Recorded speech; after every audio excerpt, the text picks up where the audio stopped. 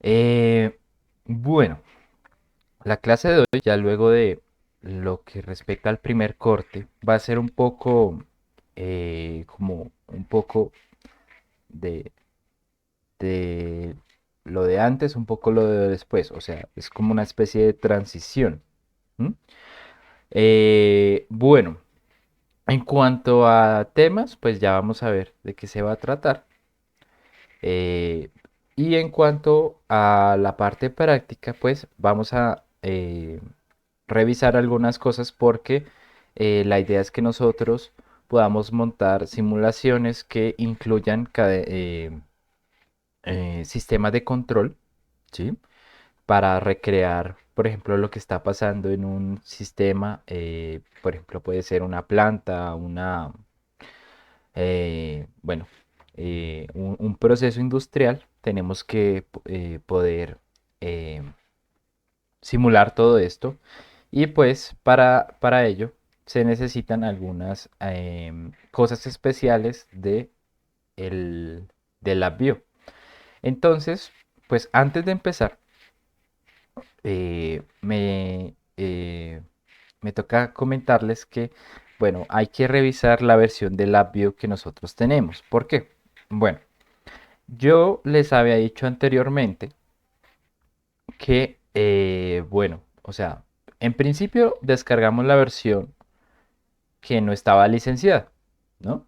Entonces teníamos ahí un tiempo trial, el cual pues ya a algunos ya se les ha vencido.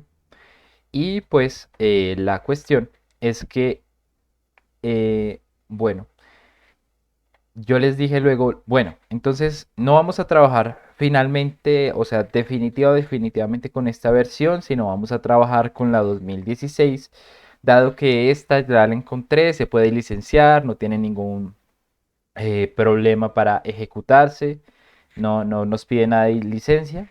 Y pues desafortunadamente, ahorita que llegué y dije, bueno, ya es cuestión de, ya toca empezar a mirar más allá, a trabajar algunos módulos adicionales. En este momento pues ya, perdón, me di cuenta que el 2016, para meterle los módulos adicionales que necesitamos, es muy complicado. Muy complicado, ¿sí? Tanto así que me dediqué, créanme en serio, una mañana a tratar de buscar los complementos por otros lados, a tratar de sacarlos, a tratar de buscarlos en la red. O sea, no los encontré, en serio, no los pude descargar. No puede ser que la versión 2016 tenga módulos adicionales. ¿M? Siempre descarga o sea, el instalador que yo tengo colgado en el Classroom instala la versión 2016, pero sin ningún complemento adicional. Y pues necesitamos algunos complementos. Y pues ya cuando voy a pedir esos complementos, pues Texas, National Instruments me dice, si usted no tiene licencia, no las puede descargar. Y como que bueno, yo licencié con un programa, pero luego ahorita sí, pues no tengo licencia, no tengo un usuario que tenga una licencia asociada. Entonces, lo que procedí a hacer fue buscar diferentes versiones de LabVIEW que tuvieran esos complementos. Y buscando tanto en internet me encontré que el activador que nosotros usamos para activar la versión 2016 realmente sí sirve bajo ciertas condiciones para la versión 2021. Entonces, las versiones más nuevas sí se pueden licenciar. Entonces dije, bueno, retomé eso y dije, bueno, está bien, voy a instalar lo más nuevo, lo voy a probar y sí, efectivamente funciona. Y pues sería lo ideal para nosotros porque pues tenemos que trabajar en la medida de que pues tenemos que utilizar esos complementos, ¿vale? Entonces pues con toda la pena del mundo diré, bueno, en algún momento dije vamos a trabajar con la 2016, hoy digo, bueno, nos toca volver a mirar la versión más actualizada. Entonces quisiera preguntarles de cuántos de ustedes acá tienen una versión por ejemplo, la del 2016 que yo les comenté que tocaba instalar, o quienes todavía están manejando la versión 2021, 2020, que son pues las últimas que se descargan directamente de National Instruments. ¿Cómo estamos respecto a eso? Profe, yo tengo la 2020. Perfecto, ok. Yo Las- también tengo la 2020, profe. Listo, Licenciado. Yo igual, profe. listo. Yo estoy con el 2016. Ah, ok. Bueno, Yo también Tengo estoy la con la de 2016. bueno. Byron me iba a decir, qué pena, es que se le... Sí, profe, yo también tengo la 2016. Ok, estamos como mitad, mitad. Bueno, entonces, lo bueno es que no, o sea, bueno, toca instalarla. Los que tengan la 2016 tienen que instalar la más nueva, ¿sí? Eso pues obviamente demora un tiempito, pues si lo pueden ir haciendo sería genial. Pero vamos a hacer una cosa, no desinstalen la versión que tienen en este momento, porque hoy vamos a usarla, hoy vamos a trabajar, vamos a hacer un taller. Entonces, pues, toca tener un LabVIEW para trabajar. ¿Sí? Lo que pueden ir haciendo es lo siguiente. Y pues para los que tienen la versión más actualizada, pues también les va a servir. Porque pues van a salir diferentes cosas. Pero pues los pasos son los mismos si tuvieran la versión nueva o la versión vieja. ¿Listo? Entonces, primero tenemos que revisar cuáles son los complementos adicionales que vamos a usar. ¿Mm? Entonces, eh, si nosotros nos vamos, buscamos la view download,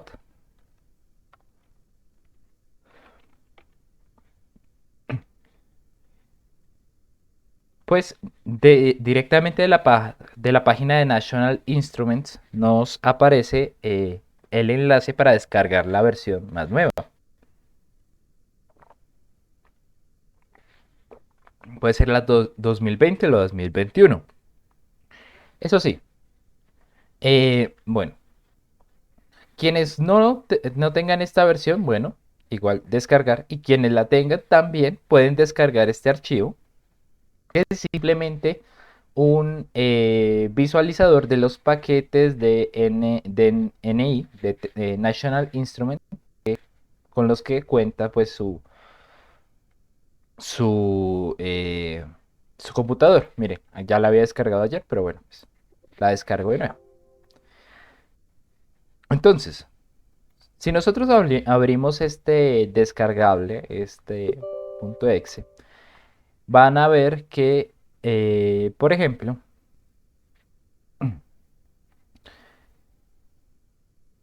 si yo tengo,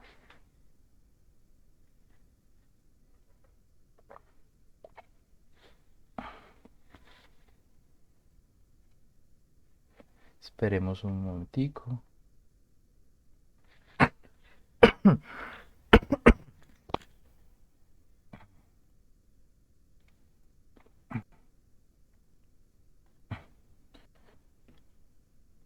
a ver. Bueno, entonces, si yo tengo descargada la versión más nueva o de las versiones más nuevas, me va a aparecer que yo ya tengo LabVIEW aquí instalado, ¿sí? Si yo no lo tengo instalado, pues me va a aparecer la opción para ponerle OK, que me la instale, ¿vale? Entonces, ¿cuáles son los módulos que vamos a usar adicionales? Son dos, pues bueno, aquí tengo señalado tres. Son los que se llaman LabVIEW Control Design and Simulation Module, el LabVIEW Data Logging and Supervisory Control Module, y vamos a descargar también uno que se llama Data Logging and Supervisory Control Runtime, que es como un complemento para el módulo de, de- de control. Entonces serían estos tres los que habría que señalar. Obviamente, si ustedes no lo tienen instalado, pues naturalmente no lo van a, no lo- les va a dar la opción para ponerlos. Y nada más, ¿vale? No hay necesidad de instalar los drivers por el momento. Realmente, pues el único driver que usaríamos si acaso es el del DAC, si lo quieren instalar. Pero de resto no hay necesidad de instalar nada más. ¿Listo? Entonces voy a sacarle un pantallazo para que pues se sepa cuál es. Listo. Entonces todos pues hacen este procedimiento y miran, listo. Con respecto a lo que yo ya tengo señalado, que no tengo y pues que tengo que instalar. ¿Sí? Como les digo, ustedes pueden tener instaladas dos versiones de la PIO. Por favor, si van a instalar esta en este momento, no desinstalen la otra, la necesitamos para la clase. ¿Listo? Entonces, voy a ponerlo acá.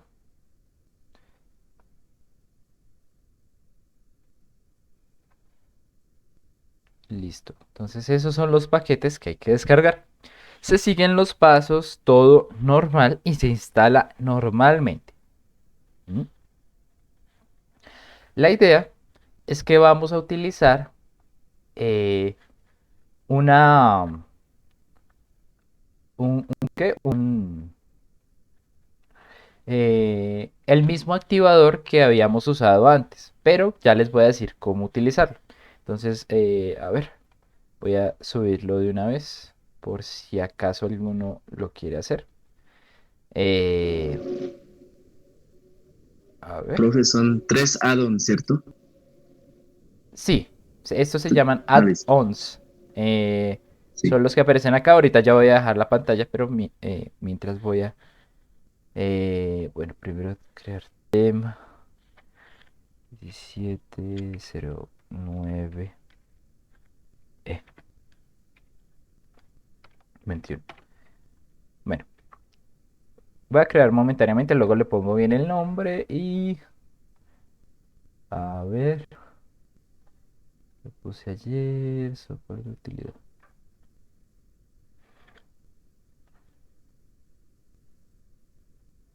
Mm, de hecho me sirve esto. Entonces,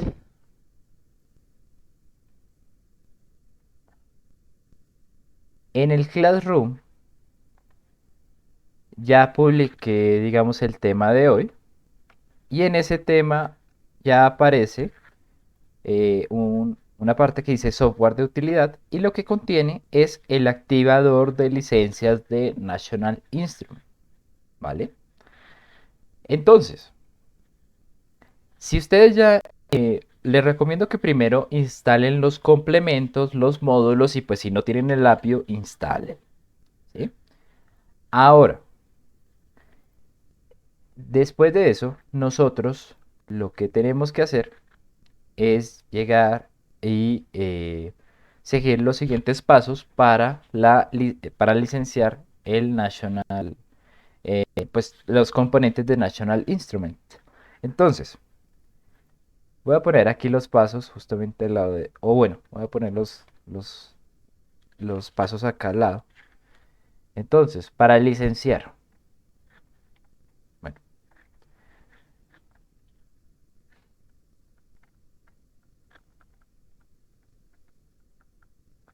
vamos a ver. Primero, descargado, obviamente, bueno, pongámosle acá, descargar activador. Listo. Ya cuando tengan descargado el activador y tengan instalados las cosas, pero no licenciadas, vamos a proceder a pues cerrar todo lo que tiene que ver. Bueno, pongámosle cerrar LabVIEW porque pues no falta el que lo ejecuta con el LabVIEW y funcionando. Profe, qué pena una pregunta. Sí, señor. ¿Cómo es que, desde dónde es que se descarga el activador?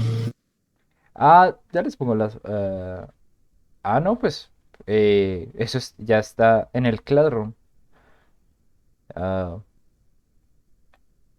aquí aparece, o sea, el tema de esta clase es incertidumbre y características estáticas. Ahí aparece software de utilidad.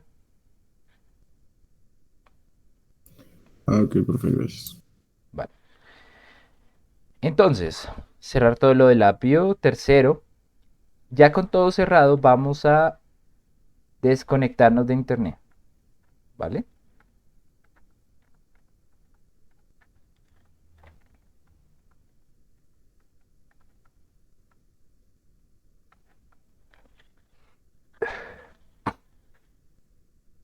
Listo. Cuarto, ya desconectados de internet, vamos a abrir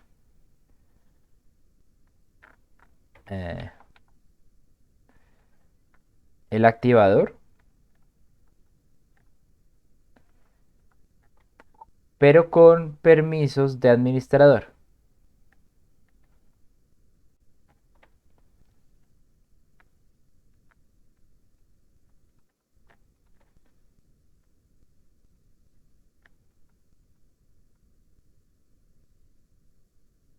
¿Vale? Es muy importante, con permiso de administrador. Lo siguiente sería activar módulos y el prof- professional. Ya, pues ya les voy a hacer el ejemplo. Professional development.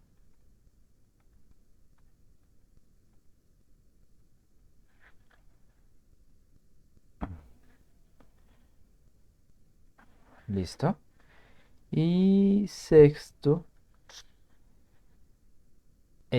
vamos a darle refrescar. O bueno, vamos a refrescar.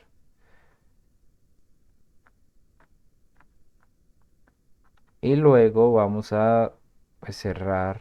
Bueno, vamos a reiniciar el equipo.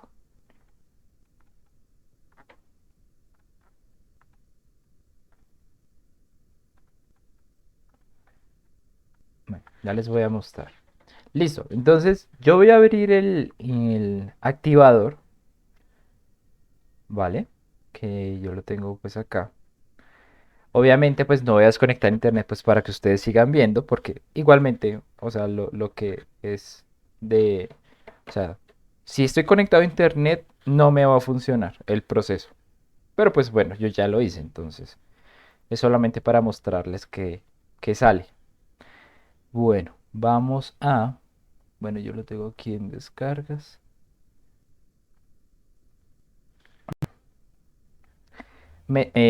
Bueno, no lo ejecuté como administrador, pero pues ustedes sí lo hacen.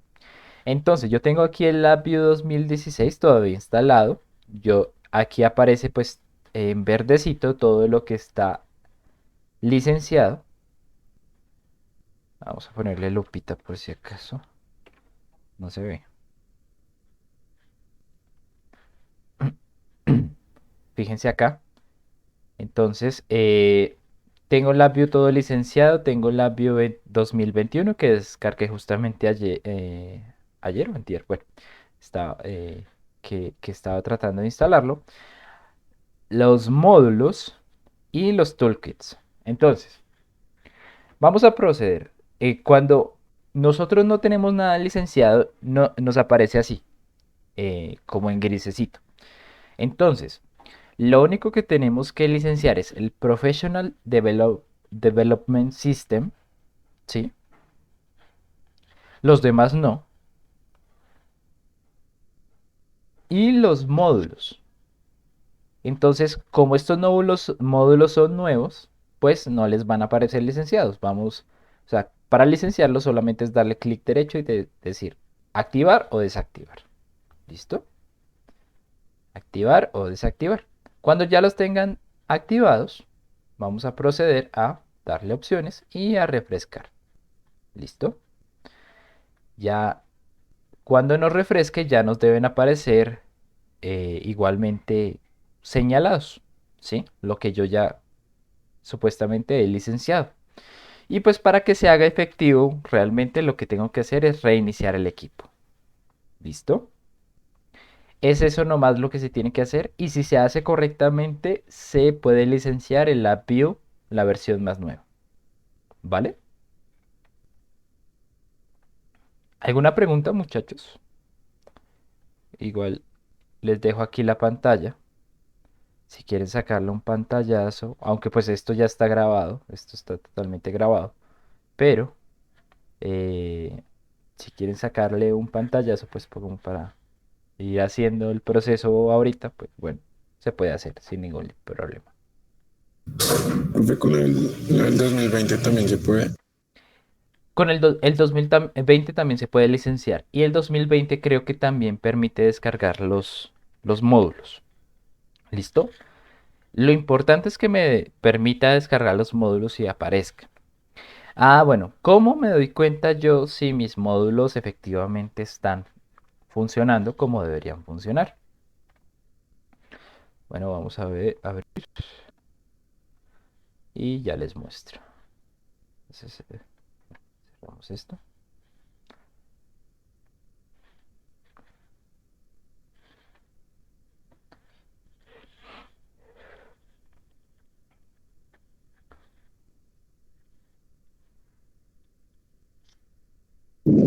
Profe, para el día de hoy está bien el 2016. Sí, señor. Sí, hoy vamos a utilizar las funciones básicas, entonces no hay problema que utilicemos el 2016. Ya para las próximas clases sí necesitamos los módulos, ¿vale? Listo, profe. Listo. Entonces, a ver, hagamos un BI.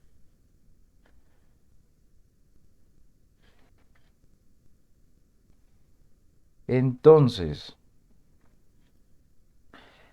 si yo voy a la parte de tools y me aparece un elemento aquí entre instrumentation y compare, me aparece una parte que dice DSC module, es porque ya tengo el data login system component, ¿vale? O sea, ya tengo ese módulo.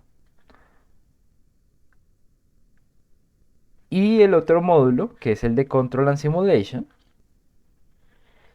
eh, lo puedo ver más certeramente en el diagrama de bloques si yo deseo poner una, un bloquecito de, de la parte de Control and Simulation.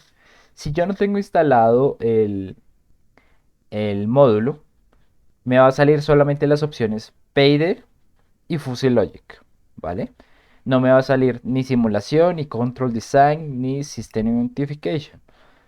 Son estas las que necesitamos, ¿vale? Entonces, si tienen instalado ya ese módulo, les van a salir estas tres cosas. Si no lo tienen instalado, no les van a salir. ¿Listo? Eso es como la forma de verificar si se tiene o no.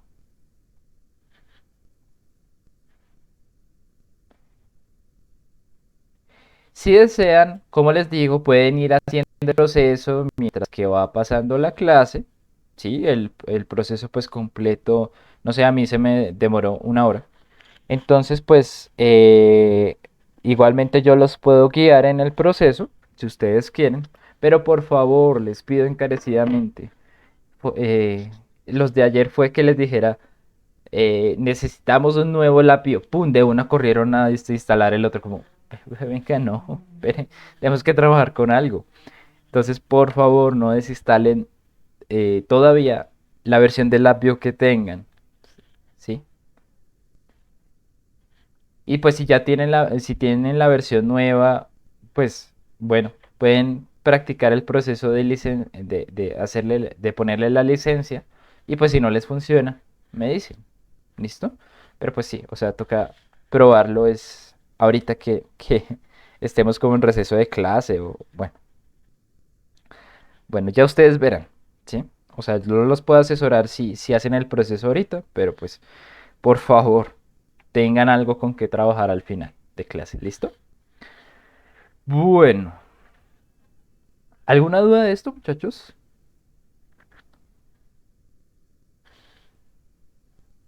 No. Bueno, entonces, bueno, ahí les dejo pues para que realicen el proceso. Entonces, mientras vamos a hacer acá. Y vamos a ver. Bueno, listo. Entonces ya empezaríamos con el tema de hoy. ¿Mm?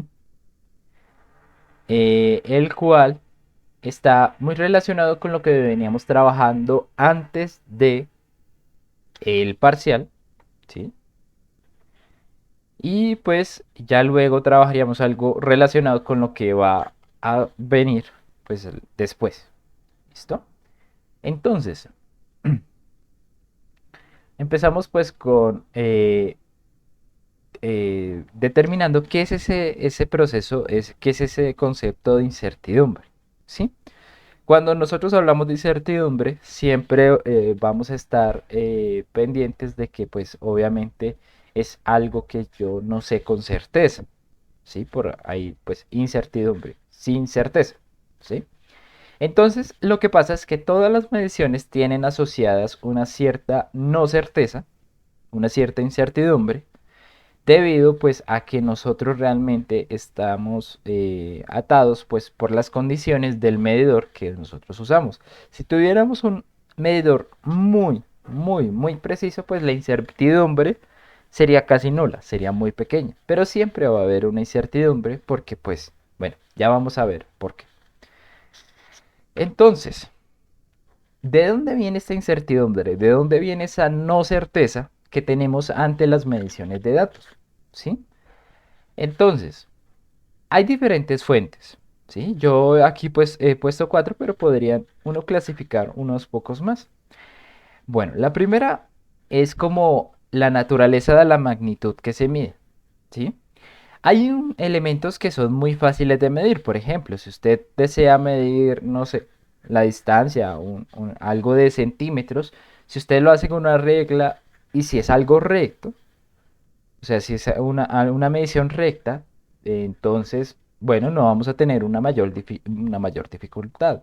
Pero, por ejemplo, si le piden, digamos, no sé, medir el área perdón, medir el perímetro de algo que no es completamente cuadrado, sino un poco más ovalado, pues ahí está asociada una incertidumbre, porque es muy difícil medir según la naturaleza de lo que yo quiero medir.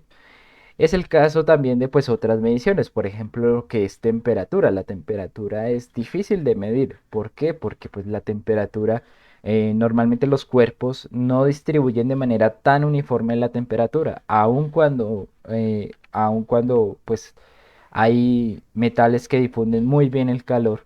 Siempre vamos a tener una parte que no tenga la misma temperatura que otra parte, ¿sí?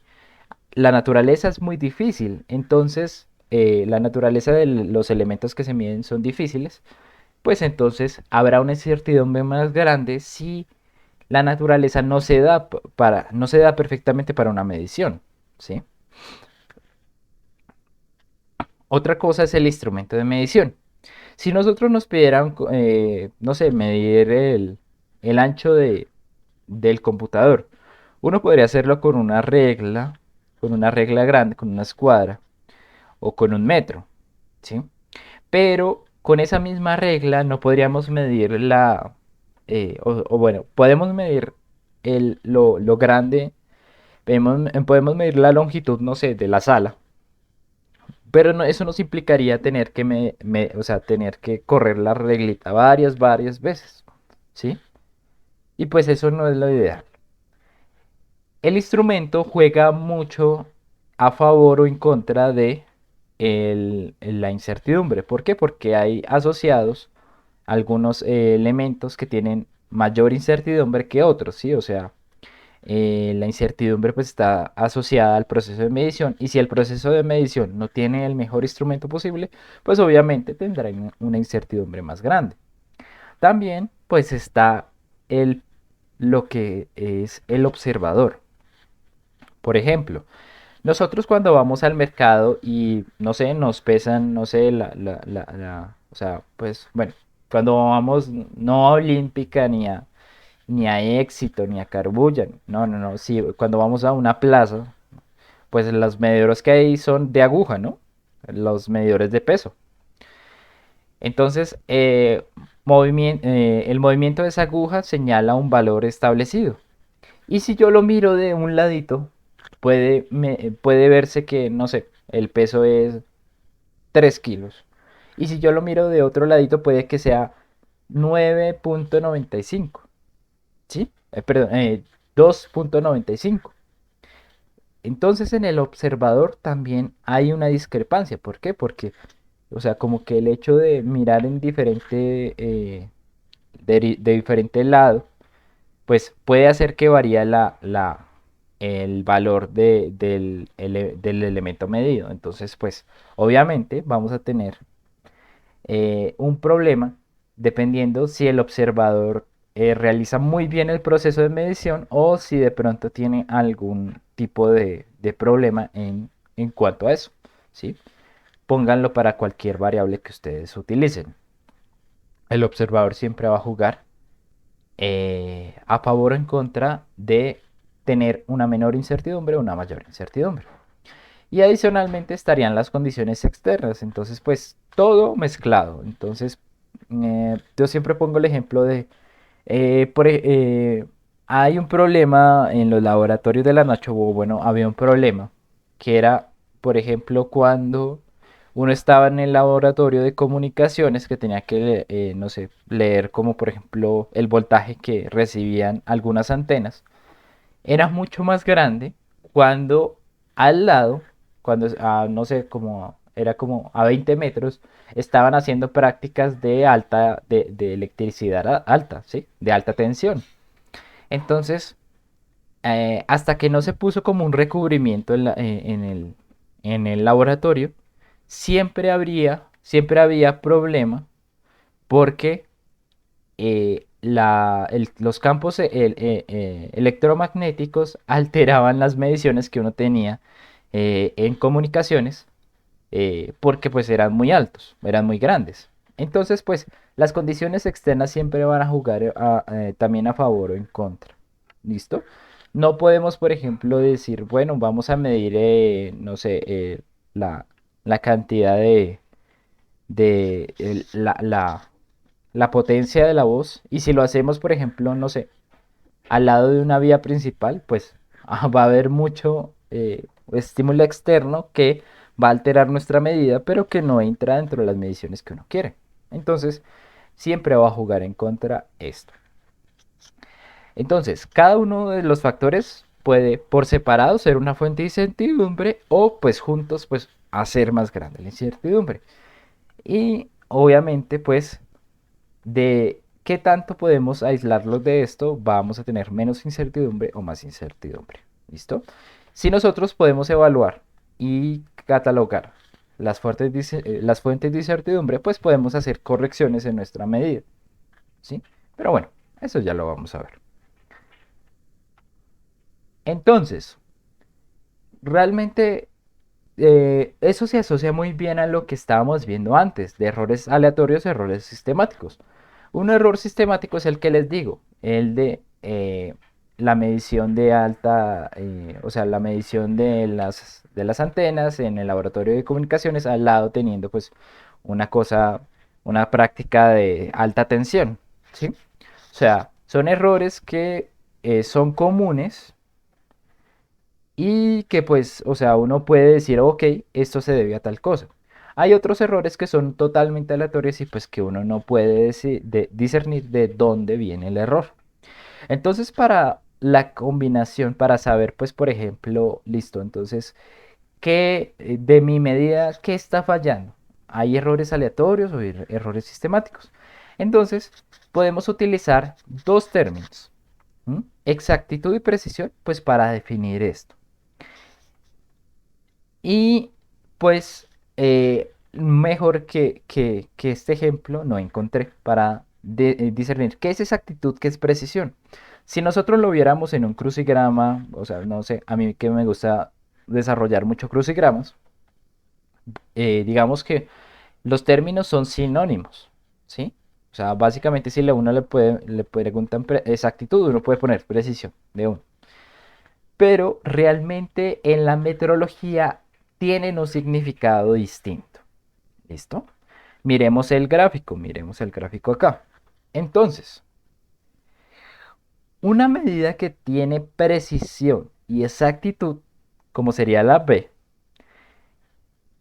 tendría todas las muestras dentro de un espectro eh, muy definido. Por ejemplo, si pusieran ustedes a, no sé, a disparar en un campo de tiro, a disparar a John Wick, entonces el man siempre le daría la mitad. Y la mayoría de tiros estarían justamente en la diana central, ¿sí? ¿Por qué? Porque él tiene tanto precisión como exactitud. Ahora, si él no tuviera, o bueno, si pusiéramos a otra persona, como por ejemplo los que tratan de matarlo pero no pueden. Si pusiéramos a, por ejemplo, a otro de esos manes, eh, que él tuviera esa actitud, que ellos tuvieran esa actitud, más no la precisión, lo que harían sería eh, apuntar y hacer lo que vemos en la parte D, en el gráfico D. Entonces, ¿por qué tiene exactitud y no precisión? Porque la exactitud se corrobora con la cercanía de la certeza del valor medido, ¿sí? Si nosotros pues decimos, ah, bueno, entonces todo lo que esté dentro de la diana, acá, o sea, pues uno es más exacto al atinar aquí en la mitad, es más preciso, ¿sí? Pero entonces la exactitud, aunque la persona, pues miren que pues en promedio pues, se podría decir que los tiros, o sea, si los promediamos, el promedio va dentro de la diana, igualmente estamos, o sea, no son precisos porque hay una dispersión muy grande, ¿sí? Entre tiros hay una distancia considerable. Entonces eso es lo que es la exactitud. Perdón, lo que es la falta de precisión. Si no somos precisos, pues tenemos una dispersión grande entre las muestras que nosotros alcanzamos a lograr. Ahora, consideremos el otro caso. Tenemos precisión más no exactitud. Entonces, como la precisión está relacionada con la dispersión, pues un tiro, este tiro que vemos acá, fíjense que es muy preciso, ¿sí? O sea, no tiene una dispersión muy grande, pero está alejado del valor real. Entonces, ¿es un tiro preciso? Sí. ¿Es exacto? No. ¿Sí? Ahí uno tendría que ver, ¿será que tiene la mira desviada? Bueno, esperemos que pues no sea así. Pero mire, entonces esta sería una medida que carece de exactitud, pero le sobra precisión. Ahora, si no tenemos ni precisión ni exactitud, las muestras, el valor medio va a estar muy lejos del valor real y va a tener una dispersión alta. ¿Vale? Que básicamente sería el ejemplo si nosotros nos pusiéramos en un campo de tiro. O yo no sé, pues ahí cada uno tiene un pasado, yo no sé, pero pues yo sí, eh, pues no, armas no, no he tocado. Entonces, pues básicamente ese sería el caso de uno. Pero pues vaya uno a saber. Entonces, bueno muchachos, ¿se entiende esta parte? ¿Se entiende pues lo que se quiere decir con precisión y exactitud? Bueno, supongo. Entonces, los errores aleatorios se relacionan más con la falta de exactitud. Perdón, con la falta de precisión. ¿Sí? ¿Por qué? Porque pues digamos que, o sea, hay una dispersión grande, lo que quiere decir que hay una aleatoriedad muy grande en la toma de los datos. Y los errores sistemáticos se relacionan más con la falta de exactitud. ¿Listo? Entonces, este sería precisión y este sería exactitud.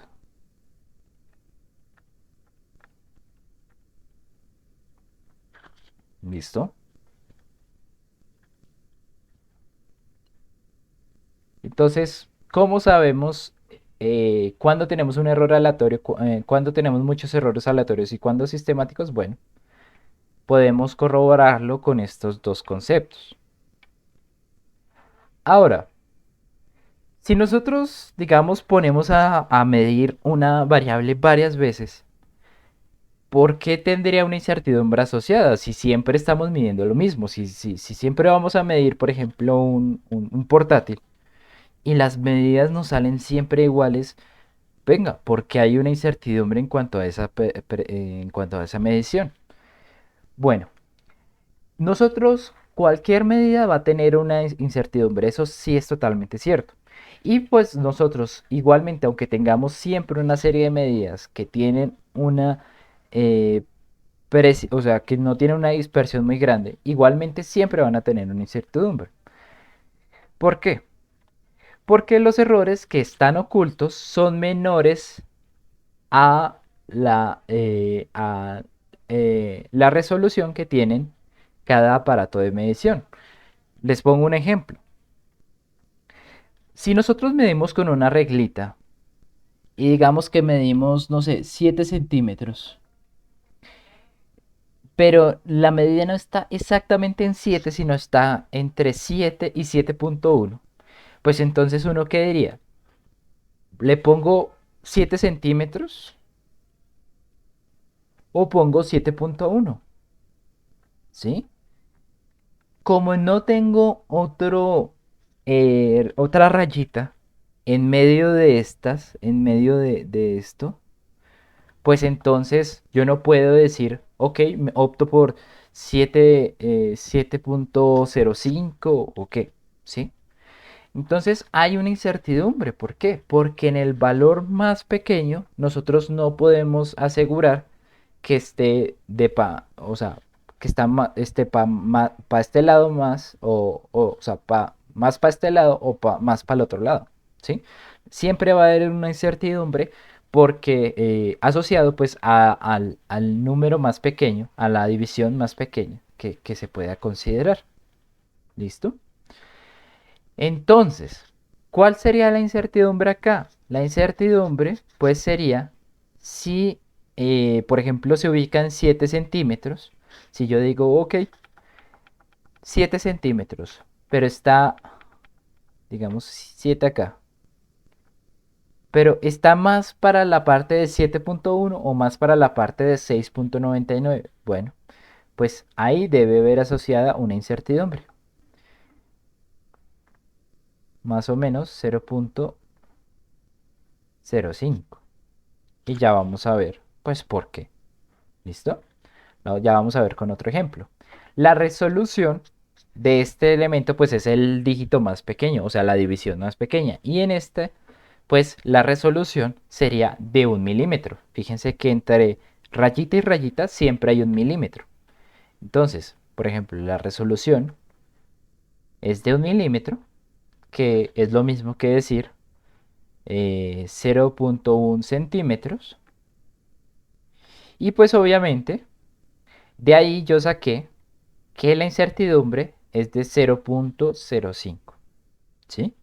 ¿Por qué? Porque la incertidumbre siempre será la mitad de la resolución de nuestro elemento.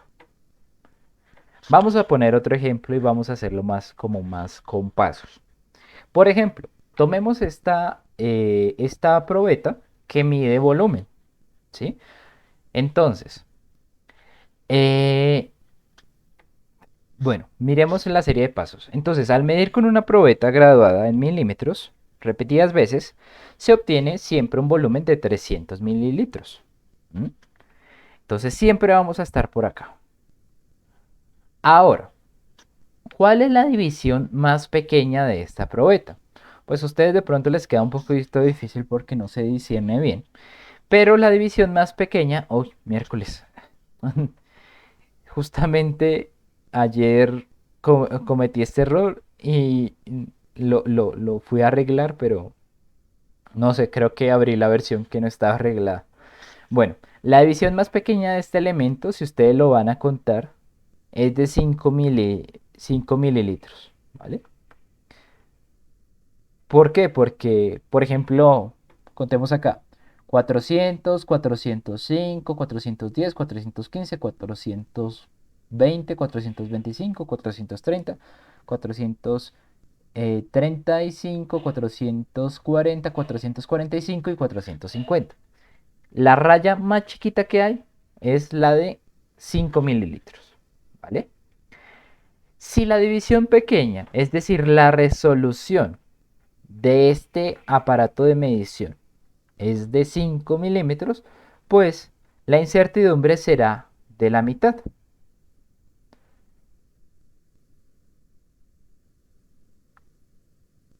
(2.5). La incertidumbre será de 2.5 milímetros. ¿Por qué? Porque la medición que yo tomo puede estar 2.5 para arriba o 2.5 para abajo y yo no me puedo dar cuenta si es así o no, porque no hay otra raya que me permita saber discernir entre valores más pequeños a estos, ¿sí? Entonces la medición estará entre, qué pena, vuelvo a rayar acá, entre 297.5 milímetros y 300.2, perdón, 302.5 milímetros, ¿vale?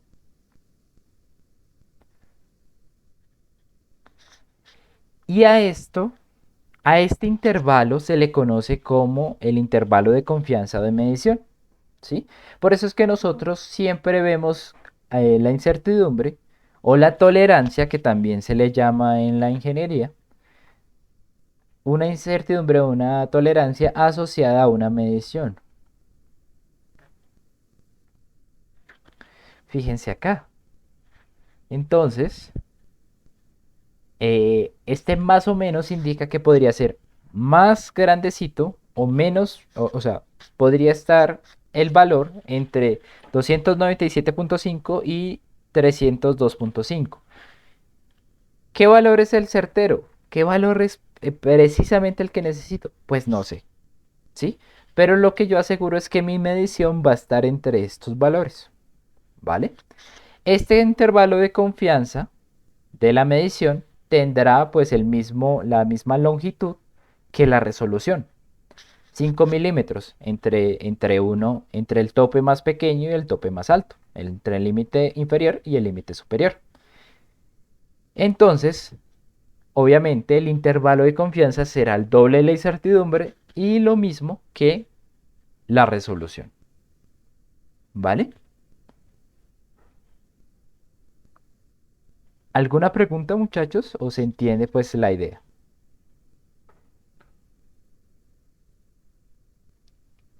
Se entiende, profe. Vale. Listo. Bueno, eso eran medidas que son reproducibles, que siempre podemos volver a medir y no hay ningún problema. Pero hay medidas que carecen mucho de precisión y pues realmente nos juegan muy en contra para lo que son nuestras mediciones. Entonces, por ejemplo,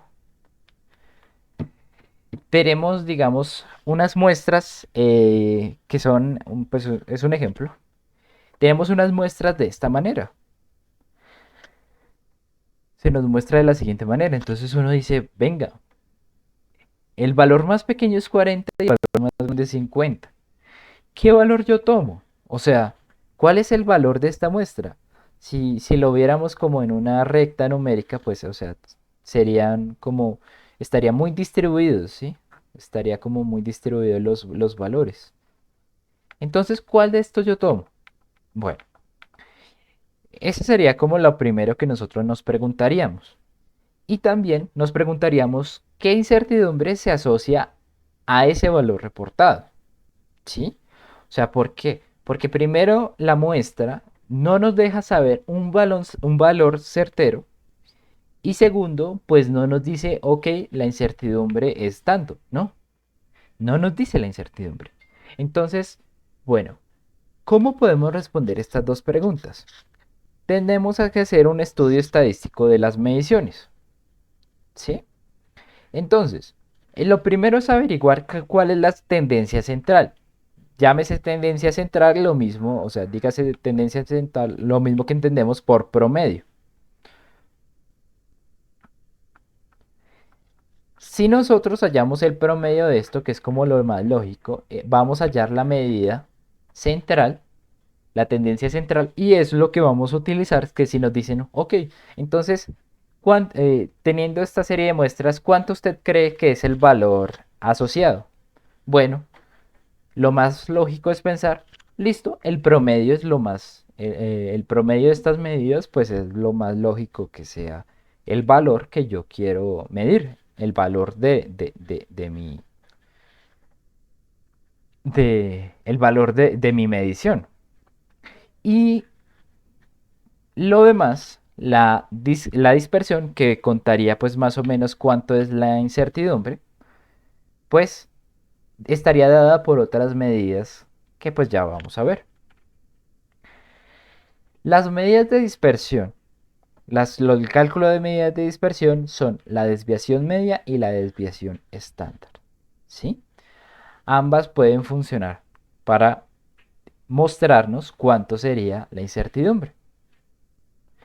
Entonces, al obtener una muestra de datos, el valor central o promedio de la medición eh, es justamente el valor que nosotros daríamos en respuesta a qué valor definitivamente es. Bueno, ese sería el promedio.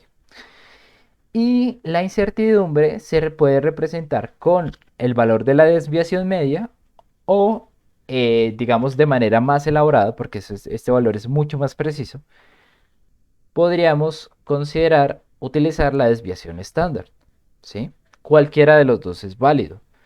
La desviación media nos va a dar un valor menos preciso y la desviación estándar nos va a dar un valor más preciso. ¿Listo? Hablando de exactitud y precisión. Entonces, pues igualmente son válidos. No tenemos que ponernos a meter en la desviación estándar si, pues, o sea, podemos hacer un chequeo como más general, que es la desviación media. ¿Qué sería la desviación media? Es la sumatoria de cada una de las discrepancias que tiene cada muestra con mi medida central. ¿Mm? Entonces, pues vamos a ver.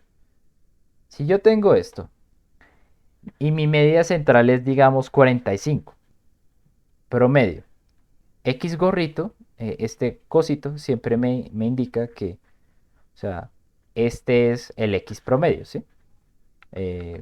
Pongámosle 45. El promedio siempre se pone así. Entonces, digamos, la discrepancia en valor absoluto con esta muestra, ¿cuánto sería? 5. La discrepancia con este valor, ¿cuánto sería? 4. 3, 2, 1, 0, 0, 1, porque estamos contando en valor absoluto. La discrepancia con este serían 2. La discrepancia serían 3, 4 y 5. ¿Listo? Entonces, ya hallamos la discrepancia de cada una de las muestras. Ahora pues lo que tenemos en valor absoluto, ahora lo que tenemos que es sumarlos. A ver, vamos a sumar. Sería 5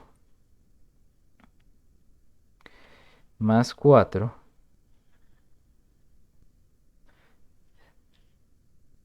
más 3 más 2 más 1 más 0 más 0 más 1 más 2 más 3 más 4 y más 5. Eso me da en total 30. ¿Mm? Y luego me dice, listo, sume todas las diferencias, que ese sería mi valor de 30, y divida por el número de datos. 1, 2, 3, 4, 5, 6, 7, 8, 9, 10, 11, 12. 30 dividido 12. Listo. Entonces, para esta muestra, mi promedio es 45. Mi desviación media es de 2.5. Entonces yo podría decir que para esta muestra mi valor es 45 más o menos 2.5 y esa sería la medida. ¿Sí? Qué pena si lo dibujé lo puse como un poquito mal. Vamos a poner más o menos 2.5. ¿Listo? ¿Se entiende? ¿Se entiende lo que hicimos y cómo hallamos la desviación estándar?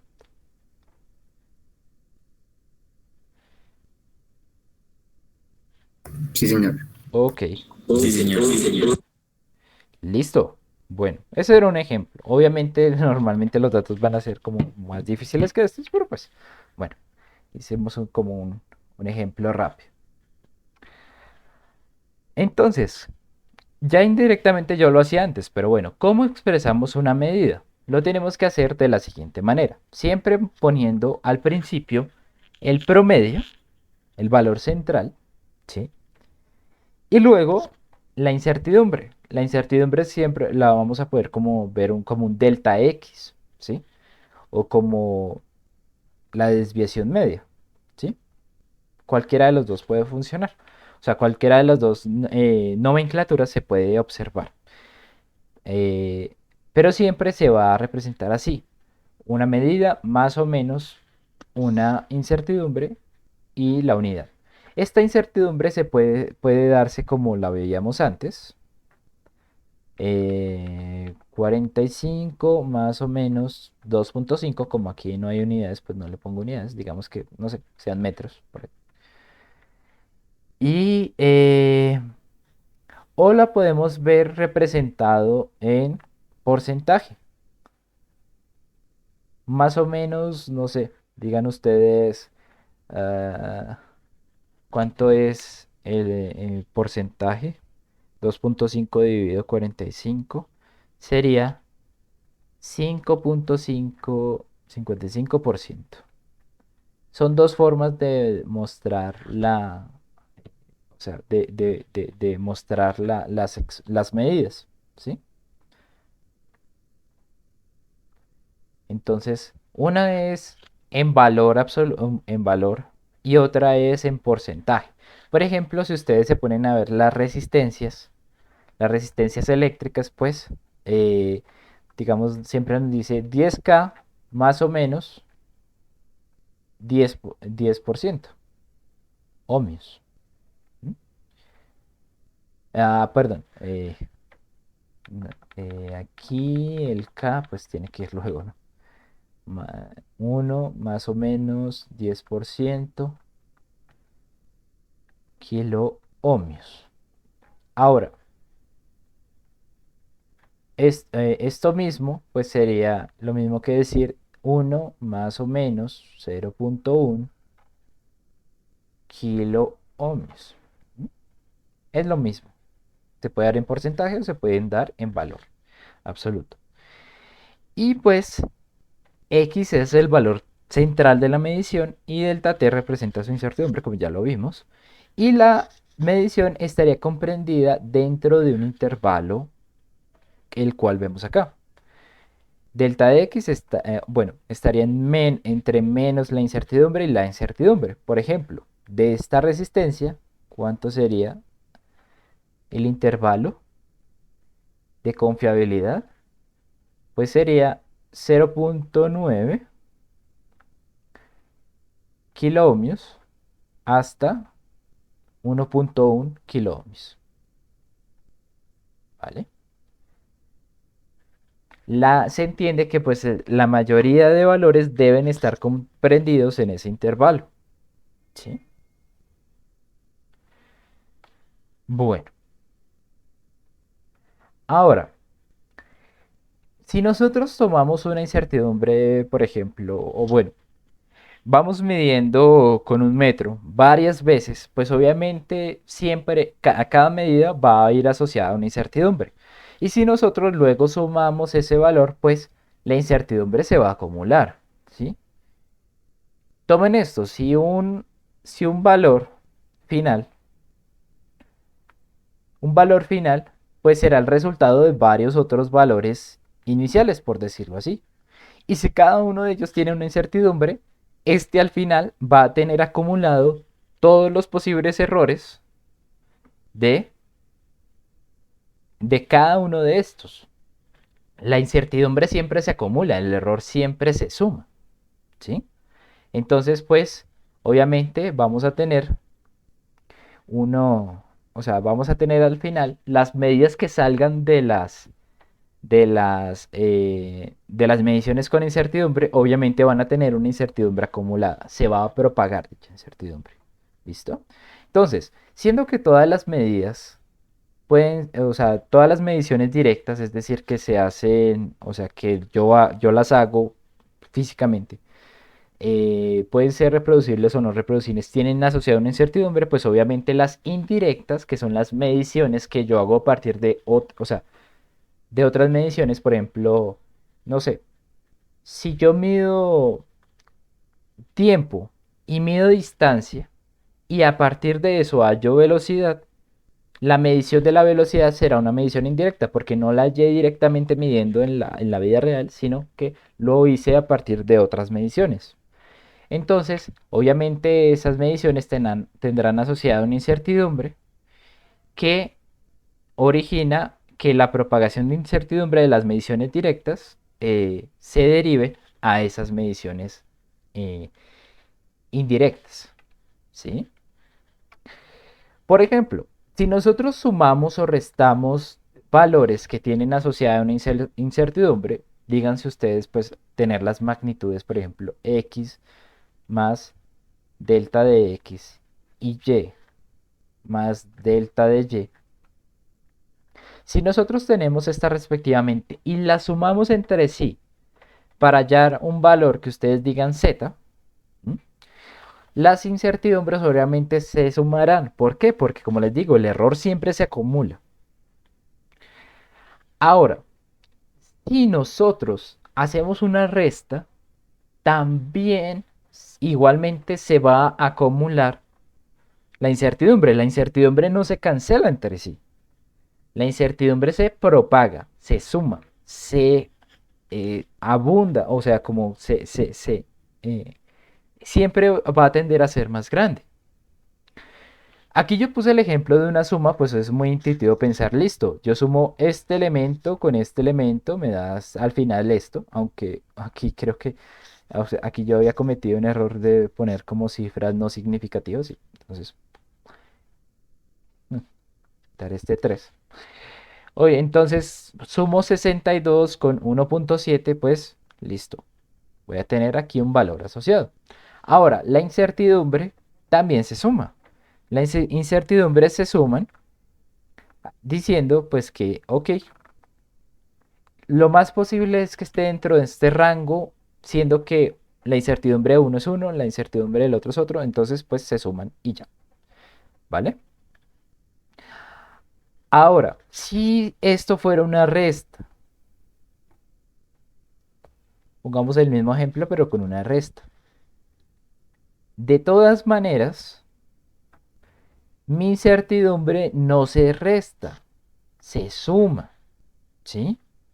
En cuanto a suma, en cuanto a resta, la propagación siempre va a dar que estas dos se sumen. Obviamente se restarían los valores 62 y 1.7, lo cual me daría 60.3, si no estoy mal. Más o menos, ya resté los valores, pero no puedo restar las incertidumbres. Entonces, pues, nos daría algo así. Tanto en suma como en resta, se suman las incertidumbres. ¿Listo? Siempre se acumula el error, no se resta. Porque uno podría decir, listo, si tengo una medida con una incertidumbre 0.1 y tengo otra medida con incertidumbre 0.1, si la resto entre sí ya no tiene incertidumbre. No, no, no, no. La incertidumbre se hace el doble, pero no se cancela. ¿Listo? Ahora, si vamos a hacer operaciones como la multiplicación o la división, es decir, el producto del cociente, ya va a ser un poquito más difícil hacer el cálculo, ¿vale? Entonces, vamos a tener de nuevo un ejemplo con una cantidad x más delta de x y más o menos delta de x y y un valor y más o menos delta de y. ¿Listo? Y si nosotros queremos hacer la división o la multiplicación entre x y y, pues siempre se nos va o sea, se nos va a acumular la incertidumbre correspondiente al peso que tiene cada una de estas mediciones. Y pues, ¿cómo hacemos para corroborar ese peso? Bueno, utilizando esta fórmula, ¿vale? Entonces, para que se entienda, bueno, si vamos a tomar mi valor 1, este sería el valor 1, ¿listo? El valor que yo digo x más o menos delta de x. X sería 1.317 y delta de x sería 0.001, 0.001, ¿sí? Del otro serían y igual a 2.7 y delta de y 0.1. Ahora, el resultado obviamente será, o sea, este resultado z siempre será la multiplicación de x por y, ¿sí? Este valor acá, z, es igual a x por y. Pero la incertidumbre, pues, estará dada por esta fórmula. Si vemos, pues ahí todo se reemplaza. Entonces, delta de x 0.01, pum, delta de y 0.1, x 1.317 y y 2.1. Y eso se multiplica por el valor, por este valor que nos dé acá, en valor absoluto. Por eso es que como que se repite esto acá, pero todo es tratando de aplicar esta fórmula. ¿Listo? Esta fórmula es la que nos da la incertidumbre de una multiplicación o de una división. En la división también se cumpliría, fíjense ustedes, si hacen la relación punto a punto, van a ver que vamos a dividir estos dos valores y nos va a dar este valor acá. Y ya la incertidumbre asociada pues se tiene que hallar a partir eh, de la fórmula, dándonos como tal al final un valor con una incertidumbre asociada, ¿sí? Pero pues la cual, pues obviamente tendrá, eh, o sea, estará dada por esta fórmula, ¿listo? Bueno, muchachos, ¿alguna pregunta de esto?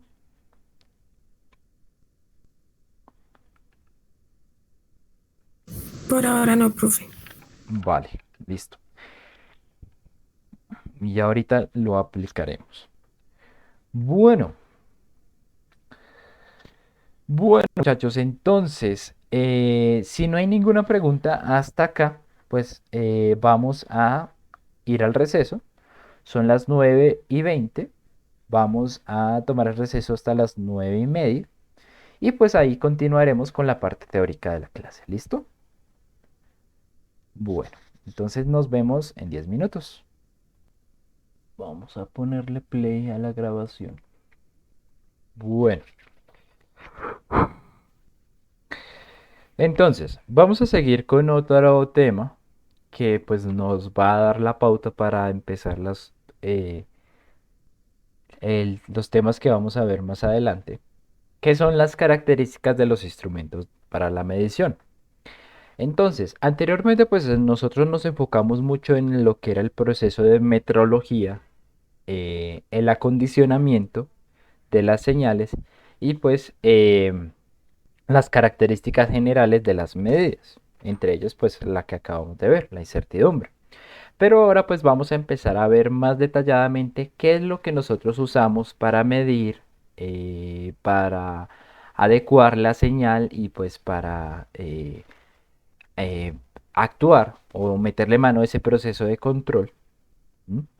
Que nosotros pues tenemos que desarrollar, ¿sí? O bueno, el control que se, el proceso de elaboración, el proceso de instrumentación que se lleva a cabo en cualquier industria, ¿vale? Entonces, todos estos elementos que hay acá, sean análogos, como por ejemplo este de acá, sean digitales, no tengan alguna, sean ciegos, pues se llama ciegos es porque no tienen como ningún tipo de indicador, o Profe, tengan, qué no pena, no es, puedo compartiendo pantalla. si no estoy transmitiendo, acabé de dar cuenta, listo,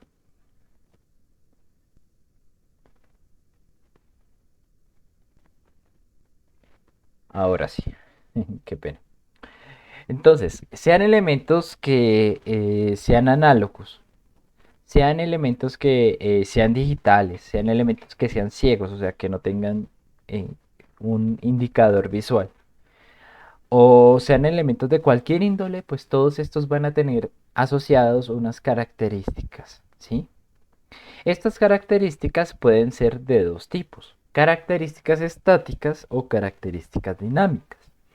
La diferencia entre estáticas y dinámicas es que las características estáticas no tienen que ver con respecto al tiempo, o sea, cuando nosotros estamos viendo, por ejemplo, el proceso de llenado de un tanque, hay veces que las válvulas van a reaccionar conforme a, o sea, primero como que al abrirse van a dejar pasar como un poquito más de agua, luego van a dejar un poquito menos. Y eso no es por un, o sea, por el cambio de un estímulo, sino más debido a lo que es el proceso dinámico, ¿sí? O sea, bueno, luego lo vamos a ver bien.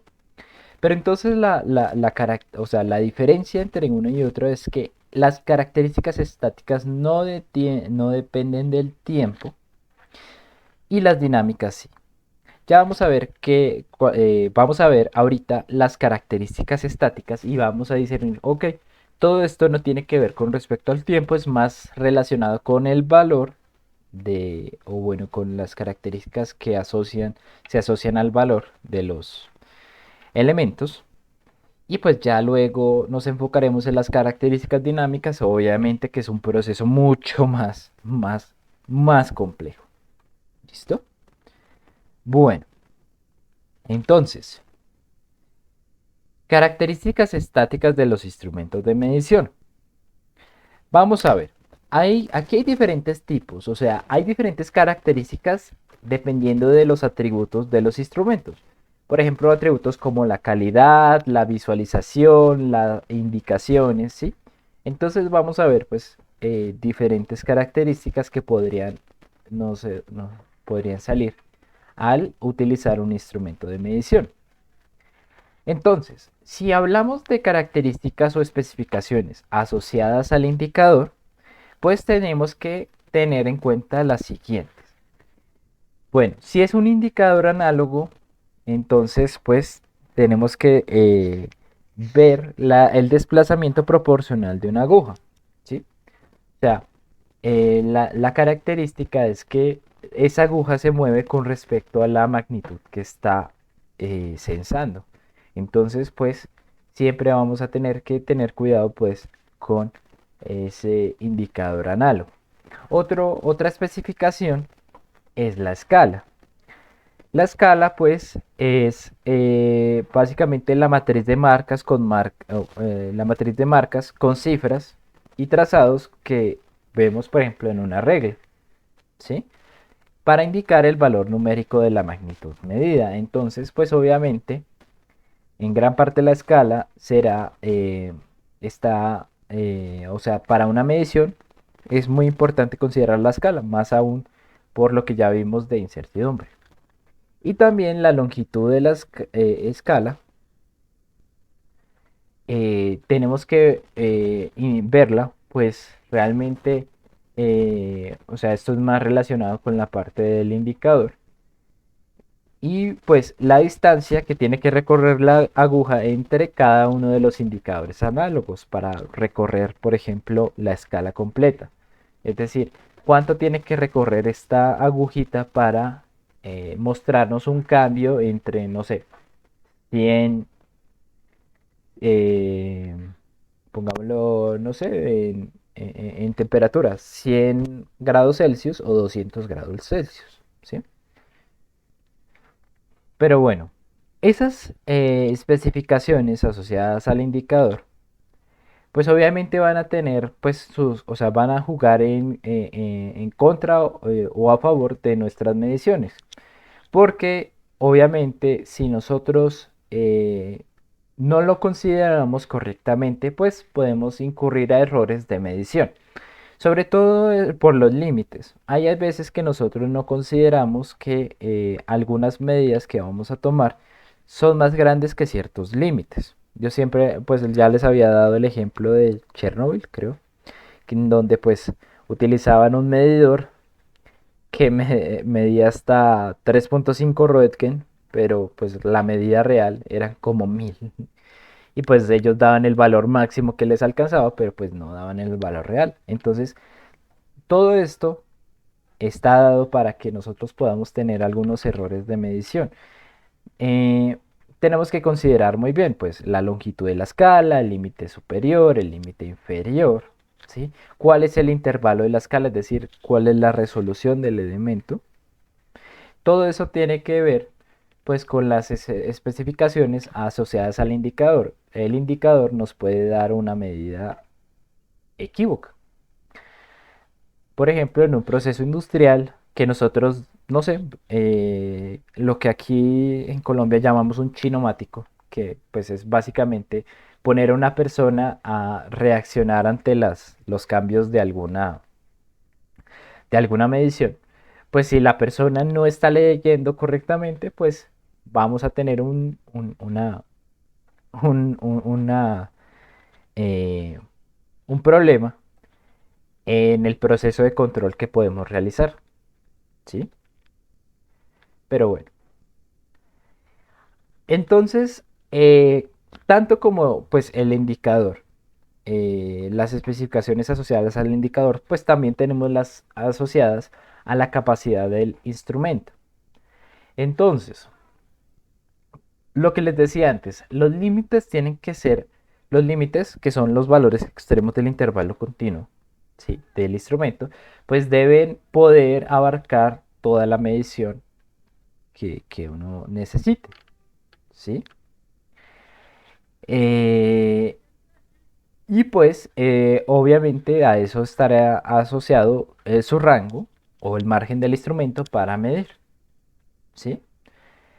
Entonces es el conjunto de valores entre el límite superior y el límite inferior en donde los cuales se pueden realizar lecturas. Por ejemplo, tomemos un termómetro de los que son de mercurio, o sea, de los que son análogos, no de los que ahorita ya se han popularizado por la pandemia, que son como pistolita de rayos infrarrojos, no. Consideremos los básicos, los que uno se ponía o sea, que se ponía en la boca o se ponía debajo de la axila y ahí le daba el valor de temperatura que uno tenía. Entonces, pues, no necesita un rango muy grande porque nosotros siempre vamos a estar regulados entre cierta y cierta temperatura. Y pues ya es algo más relacionado con el alcance, que es el tamaño del campo de medida. Entonces, Por ejemplo, no me sirve de nada, absolutamente de nada, tener, por ejemplo, un medidor de esos análogos, un medidor de estos que tenga una medida, no sé, hasta 100 grados, siendo que está diseñado para seres humanos. De hecho, es más normal que se encuentre entre unos valores pues más pequeños, más reducidos, como por ejemplo 30 centímetros, grados centígrados y 45 grados centígrados. Hombre, si nosotros, o sea, no sé, si nosotros estamos debajo de 30 grados centígrados la temperatura corporal, pues hombre, ya estamos muertos, ¿sí? Póngale la firma. Y si estamos más arriba de los 45 grados centígrados, pues hombre, ese compa ya está muerto, nomás que no le han avisado, ¿sí? O sea, porque obviamente pues es una fiebre muy hijo de madre y se van a quemar las neuronas, ¿sí? Entonces no tiene sentido utilizar un termómetro pues para seres vivos, para seres humanos vivos, por fuera de este rango, ¿sí? La medida del instrumento está correcta porque pues no tenemos que estar más allá o menos de esos valores. Entonces pues todo es adecuado para ese proceso de medición. Si alguno de estos dos cosas pues se pasa, pues hombre, ya, ya no estamos midiendo una persona viva, pues entonces pues para qué vaina. Y pues el alcance o el rango de medición pues estaría entre los 30 y 45 con un alcance de 15 grados centígrados. ¿Listo? Bueno, ahora, eso era respecto al indicador que nos daba el valor que nosotros tenemos que leer. Ahora tenemos que ver más las especificaciones asociadas al sensor. ¿Qué es el sensor? Ya lo hemos visto antes. Y el sensor realmente lo que viene a hacer es a transformar un tipo de estímulo y transformarlo en una variable que nosotros podamos leer, o bueno, la variable que nosotros queremos leer, ¿sí? Por ejemplo, uno de los elementos que se utiliza normalmente en la industria es un medidor de paletas. ¿Cómo es esto? Es simplemente en un tubo para medir el fluido, bueno, pongámoslo así. Nosotros ponemos unos medidores de esta manera, paletas, o sea, unos elementos que van girando conforme vaya pasando el agua, ¿sí? Dependiendo de la velocidad de estas paletas, yo puedo decir si hay más fluido o menos fluido, ¿sí? Pero entonces, estos sensores lo que van a medir es la velocidad. O sea, lo que están midiendo es velocidad de las paletas, la velocidad angular, de hecho.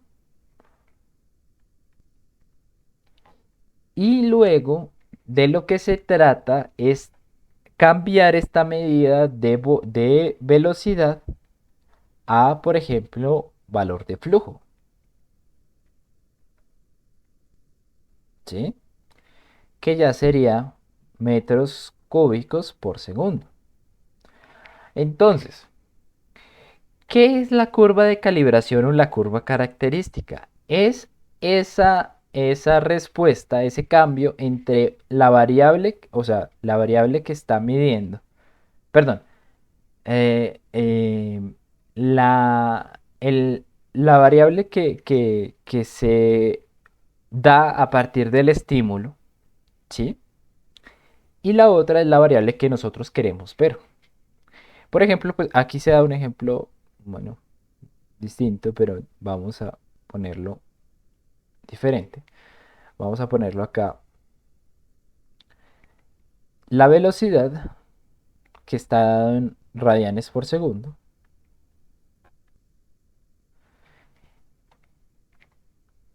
como variable independiente y como variable dependiente el valor del flujo.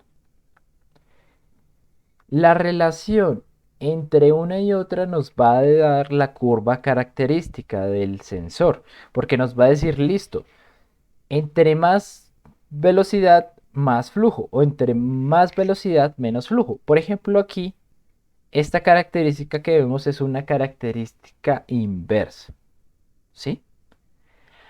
No se asociaría muy bien al ejemplo que doy, pero pues creo que es un ejemplo muy entendible, entonces por eso lo doy. Digamos que fuera de esta manera. Entonces, lo que nos daría a pensar esto es, por ejemplo, que si mi sensor capta una velocidad 1, él debe reportar un flujo 1. ¿Mm? O, por ejemplo, si mi sensor detecta una velocidad 2, él va a mostrar un flujo 2. ¿Mm? Entonces, ¿qué nos dice la curva característica? Nos determina la relación entre una variable que utilizamos para hallar el valor de medida y el mismo valor de medida. ¿Sí? Entonces, pues, si es una característica inversa, pues va a tener esta forma. Si es una característica directa, pues va a ser lineal. ¿Sí? Que es mucho más asociado, pues, a lo que vamos a ver. Pero, pues, bueno, simplemente para decir que los sensores normalmente captan algunas señales, pero para transformarlas utilizan pues algunos métodos y esa transformación pues tiene asociada una curva característica. Y si está bien calibrado, la curva va a estar dada correctamente o si, o sea, si está bien calibrado, pues vamos a tener una relación correcta entre la variable que usamos para la medición y la variable medida, pero si no está bien calibrado, pues paila. Bueno, entonces, eh, aquí vemos una característica una característica distinta a la anterior. La anterior la habíamos visto inversa, esta la vamos a ver proporcionalmente directa.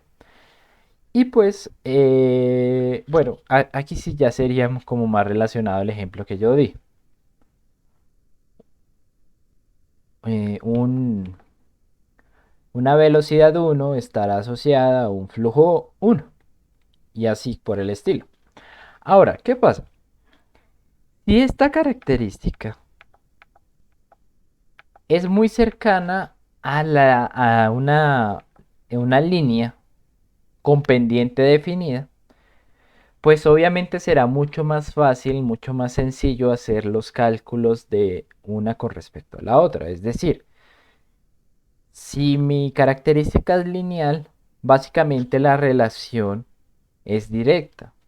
Usamos una proporcionalidad y ya. Hallamos la relación entre una de las variables y otra de las variables. Entonces, lo ideal, o sea, lo más fácil que podemos hallar siempre en respecto a los sensores es que la característica sea muy cercana a un proceso lineal. Sin embargo, pues normalmente nosotros pues no vamos a obtener en la vida real algo tan lineal, pero sí se puede acercar. ¿Listo? Entonces, si la linealidad es grande, es decir, el grado de coincidencia en la curva característica y hay una gran coincidencia entre la curva característica y una línea recta, pues obviamente nos facilita el trabajo con los sensores. Sin embargo, pues si no se puede hallar eh, esta similitud, pues no hay ningún problema. O sea, se deja así y ya. O sea, se utiliza la curva que dé. Ahora, si nosotros hacemos una aproximación a la linealidad, pues vamos a tener ciertos errores. Lo importante es que los errores no sean tan grandes y que nuestro proceso de medida esté delimitado en donde el proceso esté menos propenso al error. Por ejemplo, si vamos a definir los valores entre este y este valor, entre este y este rango, pues fíjense que aquí el error no es muy grande, ¿sí? Pero, por ejemplo, si vamos a estar entre el origen, o bueno, no, sí, pues el origen y la primera raya, llamémosle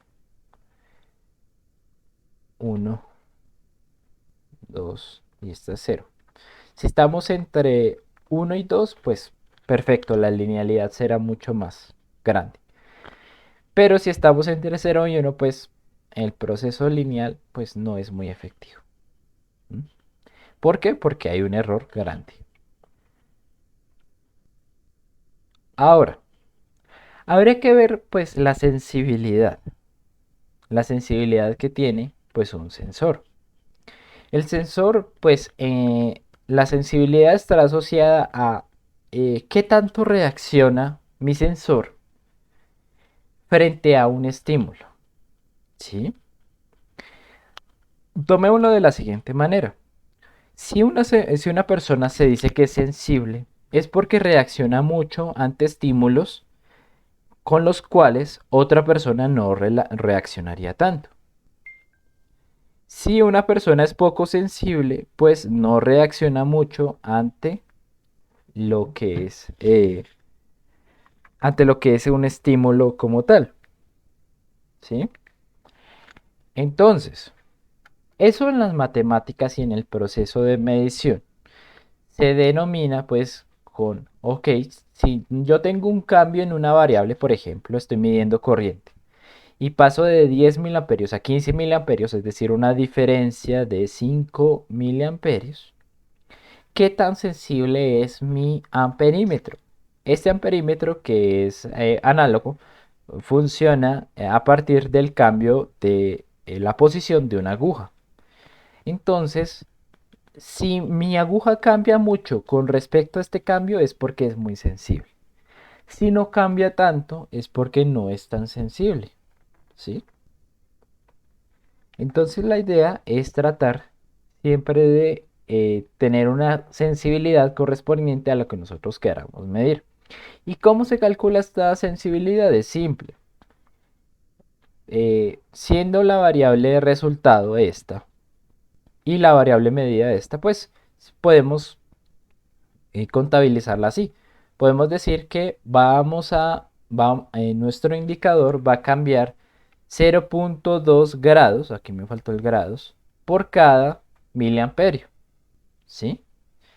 Entonces, pues la cosa es estar, pues, eh, o sea, saber cuánto sería el cambio respecto el cambio de mi variable respecto al estímulo que está recibiendo. En general, si nuestra calibración tiene tiene una aproximación lineal, pues la sensibilidad en cualquier punto de la curva estará dada por la derivada, pues lo cual es o sea, es totalmente pues entendible porque pues digamos en este proceso lineal, la pendiente es la que nos demarcaría qué tanto cambio hay en Y con respecto a X. Si hay un cambio en X, ¿qué tanto cambia Y?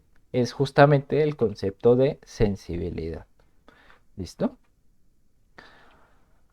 Bueno, ya pasamos de realmente del indicador y del sensor. Ya pasamos a la calidad, que pues va a estar asociada prácticamente a cualquier instrumento que usemos en nuestro proceso. Obviamente, si o sea, ya empezando, pues hablando de palabra calidad, si nuestro proceso de medición o sea, se realiza con instrumentos de poca calidad, pues vamos a tener una incertidumbre mucho más marcada.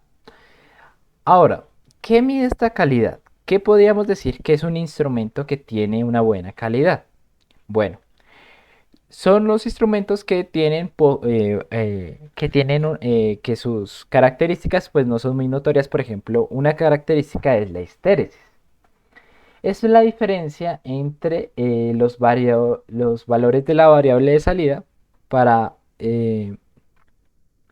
o sea, por ejemplo, digamos si estamos subiendo la temperatura, medimos algo y bajamos la temperatura y medimos otra cosa, pues en ese proceso hay una histéresis, es decir, una diferencia de nuestro medidor cuando vamos en ascenso de nuestra variable medida, una diferencia con el proceso cuando nuestra variable está decayendo. Hay algunos procesos que tienen una histéresis muy marcada debido a que pues cuando está aumentando el estímulo se tiende a tener una mayor resistencia comparado con cuando ya como que se ha vencido pues esa resistencia, pues ya es como más laxo, ¿sí? Tomen el ejemplo de por ejemplo una banda elástica. Una banda elástica al comienzo, cuando se va a estirar, es muy dura. Pero ya después de estirada y después de más procesos de estiramientos, la relajación, la no elongarlo, sino volverlo a su estado normal, va a ser mucho más sencillo para él, ¿sí? Entonces, básicamente es eso, que nosotros, si estamos, hay veces el proceso de estiramiento es mucho, o sea, el estímulo es mucho más grande para una lectura mucho más pequeña y ya cuando ya se ha vencido como cierto valor de resistencia, pues la lectura va a ser más pequeña. Eso se, eso se traduce si la histéresis es muy grande en una falta de calidad del elemento o sea, va a hacer que nuestras mediciones no sean muy confiables y tengan una incertidumbre bastante marcada. ¿Por qué? Pues simplemente porque, o sea, un buen instrumento no puede haber mucha diferencia entre el proceso ascendente y el proceso descendente, ¿sí? Entonces, entre más grande sea esta histéresis, pues peor.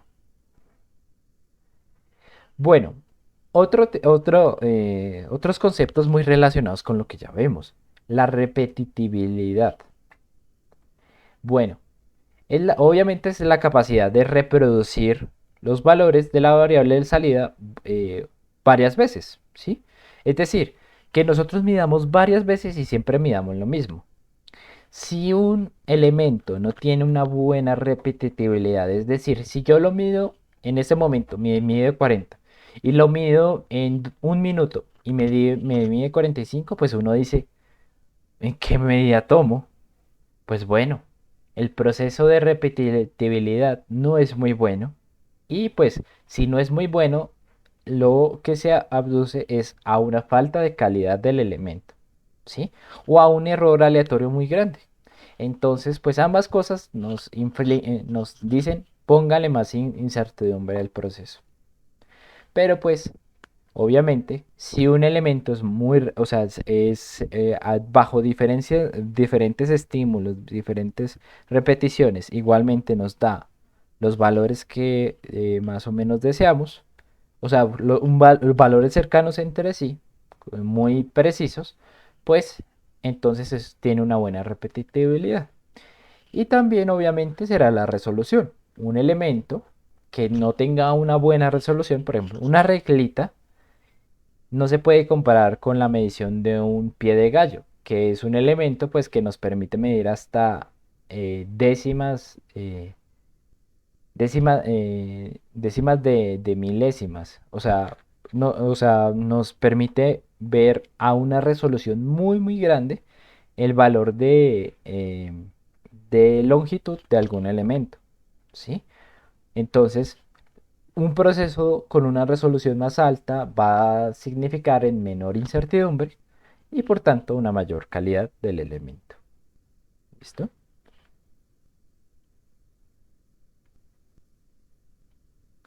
Ahora, ¿qué especificaciones, o bueno, no, perdón. Eh, Otra especificación asociada a la calidad está dada por su transformación entre análogo y digital, ¿sí? Por ejemplo, O sea, digamos que tenemos un dispositivo que su salida es digital y para eso tiene 7 segmentos, digamos, uno me registra 98. Ahora, si solamente tiene esos dos displays, pues cuando uno vaya a medir, por ejemplo, un valor intermedio, que aquí esté como entre 98 y 100, uno cómo lee los valores intermedios, no lo puede hacer, ¿sí? Se salta muy rápido. Entonces ese proceso de transformación entre lineal, entre análogo y digital, entre mejor resolución tenga, entre más bajito sea el cambio que podemos hacer, es decir, pues traducido en esto, un elemento que tenga display, displays para mostrar más decimales, pues tendrá una mucha mejor, un mucho mejor transformación de análogo a digital, ¿sí? Porque simplemente nos va a dar una precisión más alta y nos va a hacer que este proceso entre cambio entre digital y análogo pues sea mucho más representativo, ¿sí? La resolución infinitesimal ya sería el que nosotros pues tenemos como por ejemplo en las sumas de Riemann, que nosotros hacemos que este intervalo, dígase delta x, sea muy pequeño, ¿sí? Entre más pequeño hacemos ese proceso, entre más el escalón esté cercano a la línea, a la parte lineal, pues mayor será el proceso de hallar la cercanía entre digital y análogo. Obviamente, un elemento no puede tener calidad si no tiene una exactitud buena y entre mayor precisión tenga, obviamente tendrá más calidad. ¿Listo? ¿Por qué? Pues obviamente si tiene estas dos cosas no tendrá una incertidumbre bastante grande en la medición. Ahora, obviamente está, pues nuestro elemento puede ser muy calibrado. Perdón, puede tener mucha calidad, pero si tiene una descalibración, pues no vamos en nuestras mediciones no van a tener representadas esa calidad que dice tener, ¿sí? Entonces, la calibración es muy importante.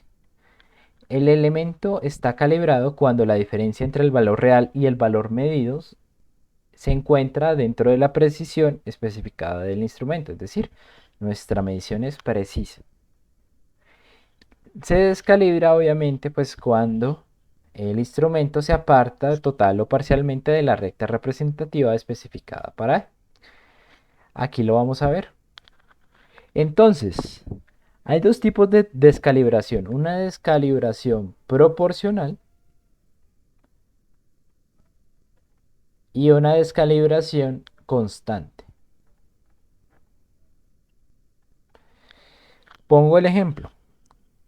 Antes yo tenía una báscula que me medía siempre con una diferencia de 2 kilos, ¿sí? Entonces mi valor real de peso era, digamos, no sé, 70 u 80. Pongámosle 70, pues cuando era más joven. Eh, la diferencia eran de 2 kilos, entonces yo sabía que si me medía 72, pues realmente lo que quería decir era que eran 70. Había una diferencia entre el valor medido y el valor real, pero pues yo sabía cómo compensarla, ¿sí? Y siempre cuando uno medía, por ejemplo, al medir maletas, pues para, no sé, para el aeropuerto o algo así, que las medidas no eran tan grandes, igualmente siempre tenía ese error de 2 kilos, ¿sí? Entonces si uno medía una maleta, mide 5 kilos, bueno, realmente suma 3, ¿sí? Y cuando se ponía en ceros, siempre mostraba 2 kilos de más. Entonces, la diferencia era constante. Tómese que en este gráfico, la línea negra, pues que no está punteada, pues era el valor real. Y pues las mediciones que yo tomaba eran las asociadas a las líneas como punteadas, ¿sí? Bueno, ¿había una descalibración? Sí. ¿Era constante? Sí. Bueno, podía yo ajustarla, sí, pero pues bueno, no sería lo ideal en un proceso de medición. Ahora, si yo tengo o tengo otro tipo de balanza y tengo un error, una descalibración proporcional, lo que pasa es que se hace más evidente cuando el estímulo aumenta mucho, ¿sí? Entonces, por ejemplo, si mi primito, no sé, de 10 años se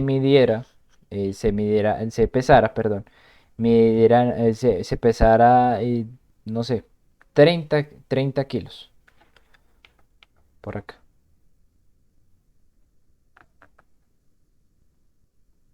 Eh, Midiera 30 kilos. El error asociado no sería tan grande como si yo me midiera. Ya que yo me midiera, pues mucho más arriba. Digamos, no sé, 80 o vamos 75 para no ser tan duros conmigo mismo. Pues obviamente el error asociado a mi medición será mucho más grande, proporcional, con respecto al de mi primito. Entonces, este error es proporcional. Depende del valor del estímulo. Si el estímulo es pequeño, pues el error va a ser muy pequeño. Y en valores ¿en qué? En valores más pequeños, obviamente la medición es más precisa. Pero cuando nos alejamos, pues la medición ya no es tan precisa y puede tener un error asociado bastante grande. ¿Listo? Esos son como los dos tipos de descalibración. La idea es tratar de cuidar esto, pues para estar siempre más asociados a la linealidad, ¿sí? A la línea recta. Ahora, siempre habrá el problema de el error de angularidad, que es muy relacionado con, pues, lo que vimos antes, la histéresis, ¿sí? Básicamente viene a significar lo mismo. La diferencia que hay entre los valores intermedios, subiendo o bajando, ¿sí? Entonces, en este proceso de medición, en esta parte, pues los valores más pequeños o los valores más altos, ¿sí? Son los que tendrían mejor resolución. Eh, Perdón, no mejor resolución, sino tendrían más precisión, ¿sí? Pero los valores intermedios no serían tan confiables. Obviamente, entre más grande sea esta histéresis, pues peor. Bueno, muchachos, entonces, hasta el momento queda claro. ¿Se entiende pues lo que he explicado hasta el momento? Sí, profe. Vale, listo. Entonces, pues ya luego consideraremos estas características estáticas dentro de un proceso, pues ya cuando se tengan en cuenta, cuando veamos las dinámicas, pues ya las vamos a ver cómo que- cómo se pueden denotar. Pero pues lo básico que hay que tener en cuenta es que estas no dependen del tiempo, ¿listo? Eso es lo básico. El resto pues ya, lo demás ya se consideraría una característica dinámica. Bueno, muchachos, entonces, si no hay dudas, vamos a proceder con otra pausa, para que se desperecen, se levanten, vayan al baño, coman algo. Y pues nos veríamos a las 10:12. Si ya están terminando el proceso de instalación del nuevo lapio, les puedo ayudar en esa parte, porque pues ya pasaríamos a la parte práctica. ¿Listo?